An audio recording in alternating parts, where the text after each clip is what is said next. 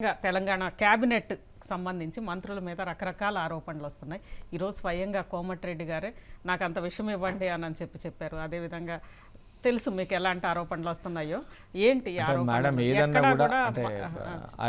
గతంలో కొండా సురేఖ్ గారి మీద, అదేవిధంగా మధ్యలో ఎట్లయిపోయిందంటే మేడం, ఏదన్నా చిన్నది జరిగితే అవతల పర్సనల్ లైఫ్ ఏందా అని కూడా చూడకుండా దానిపైన సరే సోషల్ మీడియాలో కానీ కొన్ని మీడియా ఛానల్స్లో వచ్చే విషయాలు అనేవి 100% అది మంచిది కాదు.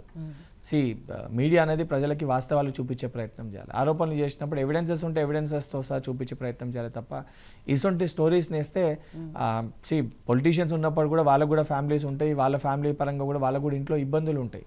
అండ్ ఎంతో మెంటల్ స్ట్రెస్ స్ట్రెయిన్ తోటి ప్రజలకి మంచి చేయాలని చెప్పి రాజకీయాల్లోకి వచ్చిన వ్యక్తులు ఈరోజు ఆరోపణలు ఎవరిపైన అయితే వస్తున్నాయో, మరి అసలు వ్యక్తులపైన సొంత పార్టీ వాళ్ళే కుట్ర చేస్తున్నారు అనేది మేడం, దాన్ని కుట్ర చేసి ఇటువంటి వ్యక్తిగత ఆరోపణలు మా పార్టీలు ఎవరు కూడా చేసే ప్రయత్నం చేయలేదు. ఏంటంటే ప్రతిపక్షాలు ఉద్దేశపూర్వకంగా వాళ్ళు చేసి మా పైన నెపం నెట్టేసే ప్రయత్నం చేస్తారు.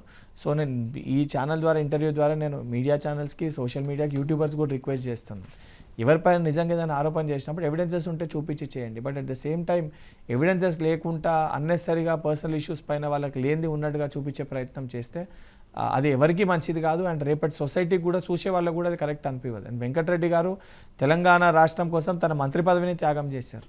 వారి కొడుకు యాక్సిడెంట్లో చనిపోతే కూడా తెలంగాణ రాష్ట్రం కోసం ఈ స్టూడ్ అండ్ ఫాట్. అసొంటి వ్యక్తిపైన ఈరోజు మనం అసొంటి ఆరోపణలు వచ్చి సోషల్ మీడియాలో ట్రోల్ చేస్తే ఆయన దాన్ని తట్టుకోలేక భావోద్వేగానికి లోనే వారు మాట్లాడారు, అవుట్ ఆఫ్ పెయిన్ వారు మాట్లాడారు. So we should respect it. And అసొంటివి కాకుండా చూడాల్సిన బాధ్యత మన అందరిపైన ఉంటుంది.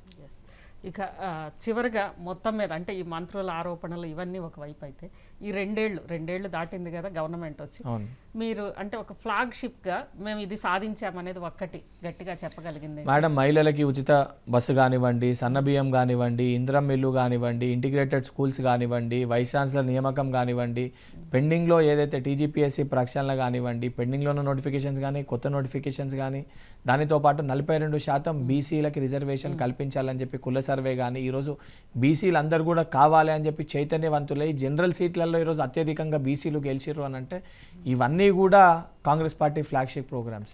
దీంతో పాటు చెప్పుకుంటూ పోతే మా గ్యారంటీస్, ఉచిత కరెంటు అనేకం ఉన్నాయి, ఏదైతే సన్నాలకి బోనస్.